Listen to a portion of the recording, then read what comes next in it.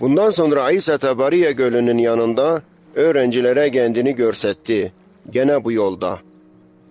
Sem'an, Butros ve Thomas, yani o ikiz ve Celil'in Gana şehrinden gelmiş olan Netenail ve Zebedi'nin oğulları ve öğrencilerinden 2 tane beraberdiler.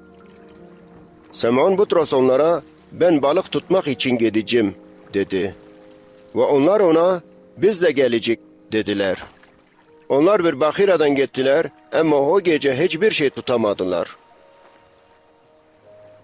Sabah oldu ve İsa denizin yanında duruyordu. Ama öğrenciler onun İsa olduğunu bilmediler. İsa onlara, "Çocuklar, sizde balık var mı?" sordu. Ve onlar ona, "Yok," dediler. İsa onlara, "Şebekeyi bahiranın sağ tarafına atın ve bulucunuz," dedi. Ve onlar şebekeyi attılar ve balıkların çok olduğunu için geri bahiraya çekebilmediler. Bu sözler için İsa'nın sevdiği öğrenci Simon Butros'a, "O Rab'dır," dedi. Ve Butros ne vakit duydu, çıkarttığı asbabı giydi ve göle atladı. Ama başka öğrenciler Bahira'dan geldiler. Çünkü Irak değildiler. Yani 90 metre Irak'tılar.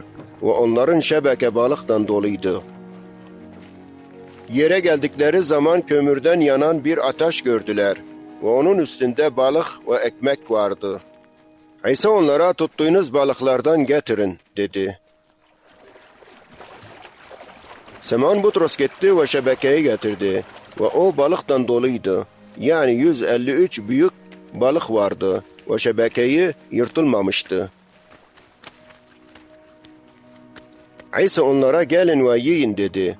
Öğrencilerinden hiç kimse ona cesaret etmedi ve ona sormadı, "Kimsin?" Çünkü hepsi bildiler ki o Rab'dı.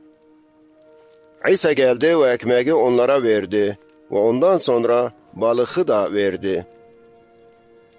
İsa ölümden kalktıktan sonra 3. kere öğrencilere görüktü. Yemekten sonra İsa Simon Butros'a, "Yunus'un oğlu Simon, beni bunlardan ziyade seviyor mu?" sordu. "Evet ya Rab," cevap verdi. İsa ona, "Kuzularımı otlat," dedi. İsa gene, "Yunus'un oğlu Simon, beni seviyor mu?" sordu. Butros ona, "Evet ya Rab, biliyorsun ki seni seviyorum," cevap verdi. "Kuzularım için muhiyat ol," dedi. İsa 3. kere Yunus'un oğlu Simon'a, "Beni seviyor mu?" sordu. Bu sözler Butros için zordu. Çünkü 3 kere ona sordu. Ve o ona, "Rab, sen her şeyi biliyorsun ve biliyorsun ki seni seviyorum," dedi. İsa ona, "Kuzularımı otlat." "Sah sana diyorum, cehaldın asbabını giydin ve haraya istediysen gittin. Ama ne vakit büyük oldun ve ellerini uzatıcın ve başkalar seni bağlayıcı ve istemediğin yere eleticiler," dedi. İsa Butros'u ölümü öleceğini için böyle dedi. Yani Allah'a şerif verici. Bunu dedikten sonra o ona, "Beni takip et," dedi.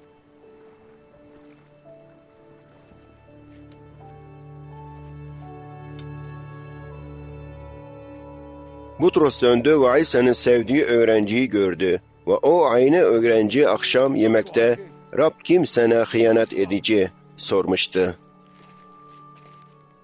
Ne vakit Butros bu öğrenciyi gördü, o İsa'ya, "Rab, bu için ne olacağı?" sordu.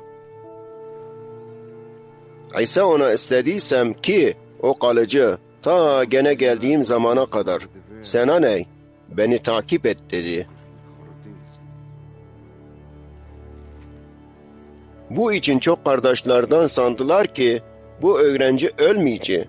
Ama İsa bunu demedi. Lakin ona, "İstediysem ki o kalıcı, ta gene geldiğim zamana kadar. Sana ne?" demişti. Bu öğrenci şehadet veriyor ki bütün bu şeyler sah ve bu şeyleri yazdı ve biliyor ki onun şehadeti sahtır. İsa başka çok şeyler yaptı. Sanıyorum ki her şey yazılsaydı kitaplar bu dünyaya sığmazdı. Amin.